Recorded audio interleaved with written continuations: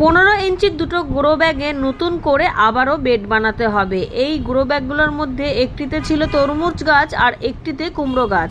যখনই কোনো গাছের মেয়াদ শেষ হয়ে যায় তখন কিন্তু আমি ব্যাগগুলো এইভাবে রেখে দিই না, নতুন করে বেড বানিয়ে আবার নতুন চারা দিয়ে দিই। তবে কয়েকদিন আগে এর মধ্যে আমি বেগুনের বীজ দিয়েছিলাম, সেখান থেকেই অনেক চারা হয়েছিল। চারাগুলো তুলে বসিয়ে দিয়েছি, এটা তো আপনারা দেখেছেন। এর মধ্যে এখনও একটা চারা রয়ে গেছে, এই দেখুন বেগুন চারা। আমার বাগানে পাকা বেগুন থেকে বীজ সংগ্রহ করে শুকিয়ে রেখেছিলাম, সেই বীজই ছড়িয়ে দিয়েছি।